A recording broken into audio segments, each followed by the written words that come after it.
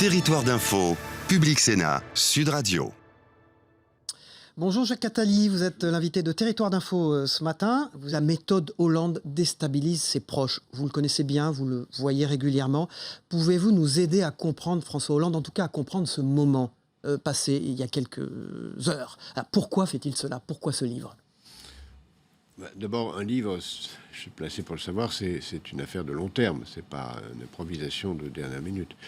Donc, je suppose, parce que je ne suis pas son commentateur ni son porte-parole, je suis juste un ami en la circonstance. Mais est-ce que c'est une bonne idée, une présidence aussi bavarde? Ça peut être utile, après tout, ça peut être utile. La règle pour ma part, c'est que quand je me confie à un journaliste pour être publié, c'est que je relis toujours les textes. Et je pense que s'il y a une seule erreur dans ce processus, c'est pas le livre, c'est le fait de ne pas avoir exigé... C'est lui qui l'a commise, cette erreur? Bah oui, puisque je crois comprendre qu'il y avait un accord, qu'il avait donné son accord avec les journalistes pour ne pas relire. En tout cas, c'est ce que les journalistes disent. Donc ça me paraît très imprudent. Vous savez, tous les présidents suivants ont été tout aussi loin de ma conception de la fonction présidentielle. Hein. Quand Nicolas Sarkozy monte en basket et en short l'escalier sacré de l'entrée de l'Élysée, il discrédite totalement la fonction présidentielle. Et Jacques Chirac n'a pas manqué aussi de ce genre de blasphème. Non, c'est vrai que depuis François Mitterrand, c'est ainsi. Mais c'est assez révélateur d'une chose beaucoup plus profonde. C'est que le président de la République n'a plus de pouvoir, ou beaucoup moins de pouvoir, en tout cas qu'avant. Mais que les Français, et lui-même aussi, croient qu'il a toujours les mêmes pouvoirs. Par rapport à ce que vous réclamez depuis plusieurs ouvrages, oui. Est-ce que vous voyez quand même un profil? Par exemple, prenons la gauche aujourd'hui, qui est quand même en très mauvais état. Comment vous voyez cette gauche aujourd'hui? Qu'est-ce qu'elle peut encore montrer, signifier? La droite premièrement, la droite n'est pas en meilleur état. Loin de là. Elle est extrêmement divisée. Il y a des querelles idéologiques énormes entre eux. Ils n'arrivent pas à se mettre d'accord sur rien. Je pense, contrairement à ce qui est dit de façon dominante, que les idées de gauche sont majoritaires en France aujourd'hui. Les idées de protection, de sécurité. À quoi les Français s'intéressent? Au logement, à l'emploi, au travail, à l'éducation de leurs enfants. Des idées de gauche. Vous aviez dit il y a quelque temps, je préfère des primaires de programme avant des primaires de candidats. Exactement. Elles ont lieu là? Non, pas elles balbutient.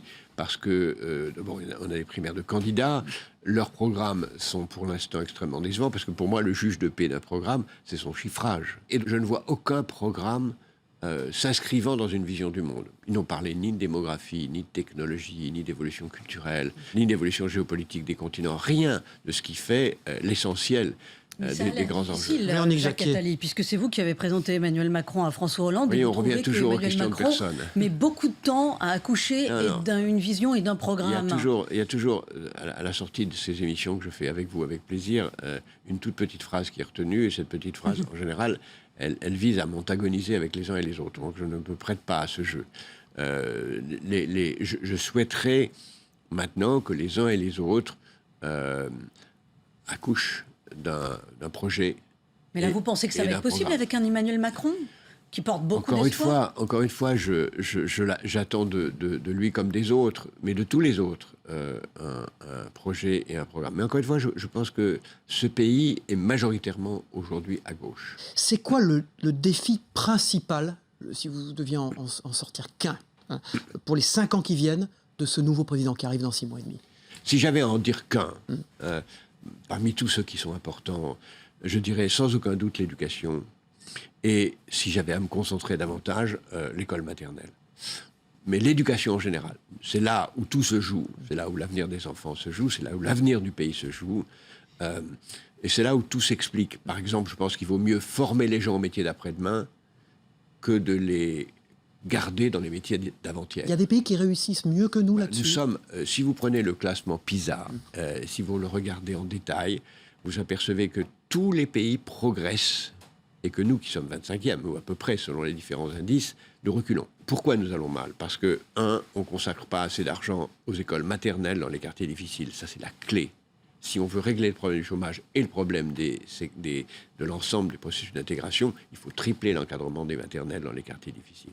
2, on ne laisse pas assez d'autonomie aux directeurs des écoles qui doivent pouvoir recruter et licencier leurs maîtres. C'est une révolution, mais c'est ça qui se fait partout, c'est-à-dire avoir une vraie école adaptée à l'environnement dans lequel elles se trouvent. 3, les enseignants sont curieusement mal payés. Si on Et vous seriez pour, par exemple, la suppression du statut de fonctionnaire pour les enseignants ? Je pense que ce n'est pas le problème majeur. De toute façon, aujourd'hui, si vous regardez ce qui se passe, on a tellement de mal à recruter des enseignants, même dans le privé d'ailleurs, qu'on les recrute presque à n'importe comment. Et donc, ils ne sont pas tous fonctionnaires, loin de là. Et même, on parle du statut du fonctionnaire, mais il n'est plus du tout respecté, puisque on recrute des enseignants pour 6 mois, pour 2 mois, pour presque à la cantonade, en quelque sorte.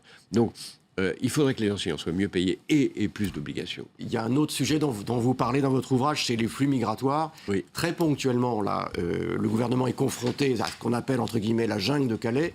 Est-ce que vous êtes favorable à une répartition de ces camps sur l'ensemble du territoire ? Comment faut le traiter ponctuellement ? D'abord, dans ce livre, en effet, je décris les flux migratoires qui ne font que commencer si on n'y prend pas garde.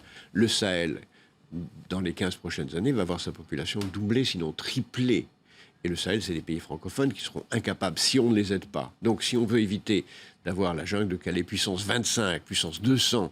Vous pensez qu'il y aura des conflits majeurs liés à ces grandes migrations ? Oui, si on ne crée pas les conditions de développement du Sahel, qui est dans notre intérêt. Nous avons intérêt au développement du Sahel. Aider l'Afrique, aider les Africains. C'est ce que j'appelle l'altruisme intéressé. Nous avons intérêt à être altruistes. C'est notre intérêt de faire que ces pays se stabilisent. Oui, mais là, ponctuellement, sur ce sujet, moi, je pense que la première des choses, c'est d'ouvrir la frontière avec la Grande-Bretagne. Ce n'est pas à nous à gérer ça. C'est aux Anglais. Ces gens veulent aller en Angleterre, qu'ils y aillent.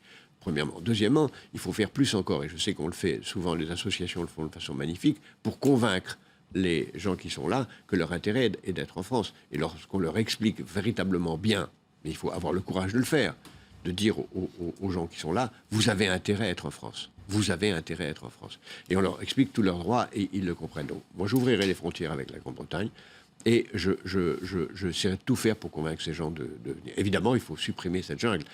Et en particulier pour les enfants seuls qui sont aujourd'hui là. Donc, je pense d'ailleurs qu'on pourrait, pour commencer, peut-être est-ce une idée à creuser, je ne sais pas si elle est assez banale pour l'avoir été déjà, proposer aux réfugiés qui sont déjà installés de prendre avec eux des enfants de réfugiés orphelins, de façon à créer une sorte de connivence culturelle. Mais la question divise les Français, la question de l'accueil des migrants, l'accueil de ce qui doit être fait, comme vous le dites, dans les 15 ans à venir. Donc qu'est-ce que vous dites aux Français ? Je leur dis de regarder les 15 ans qui viennent. Dans les 15 ans qui viennent, nous avons absolument intérêt à accueillir les talents venus d'ailleurs. C'est la seule façon que nous aurons de payer les retraites de ceux qui travaillent aujourd'hui. Donc, encore une fois, nous avons un peu moins besoin, puisque nous n'avons pas les mêmes problèmes démographiques que l'Allemagne. Mais nous avons intérêt quand même, c'est fondamental. Si la France veut devenir enfin une très grande puissance, elle a intérêt de faire. Naturellement, ça passe par l'intégration. Et l'intégration passe par l'école maternelle dont je parlais tout à l'heure. Donc ça ne sert à rien de recevoir des migrants si on ne les intègre pas. Et l'école maternelle est fondamentale. Jacques Attali, vous étiez très proche de François Mitterrand. Anne Pinjot a publié un livre, c'est l'histoire d'un amour caché, avec François Mitterrand. Alors, à la question, fallait-il publier les lettres de François Mitterrand ? Je ne sais pas, a-t-elle dit. Est-ce que vous savez, vous ? Les lettres d'amour, c'est toujours magnifique, et j'ai publié la biographie de Diderot, dans laquelle Diderot explique très longuement l'importance des lettres d'amour, et on écrit des magnifiques. Celles de François Mitterrand sont magnifiques. J'aurais préféré, pour ma part, avoir la certitude qu'il était favorable à cette publication. Il n'empêche, même si j'ai un certain malaise lié à ça, parce que ces lettres sont vraiment extrêmement intimes, ça donne une dimension du personnage que moi je connaissais bien, c'est-à-dire quelqu'un de magnifique, d'humain, de romantique, de sensible, que la plupart des Français ne connaissaient pas, et je suis heureux qu'on le connaisse mieux ainsi. À l'Élysée, vous étiez au courant de cette relation, vous saviez ? Bien avant l'Élysée. Je l'ai su en 1974. Et vous en avez pensé quoi ? Vous savez... Quel jugement sur l'homme, ça vous... C'était assez étrange, puisque entre 1974 et 1981, nous jouions au tennis, François Mitterrand et moi, tous les mardis à 11h. Et nos deux partenaires de double étaient Gilbert Mitterrand et Jean, le professeur de gymnastique, qui vivait avec Daniel. Donc, vous voyez, nous avions déjà la certitude que ce couple était relativement moderne. Si tant est qu'on puisse appeler ça moderne. Jacques Attali.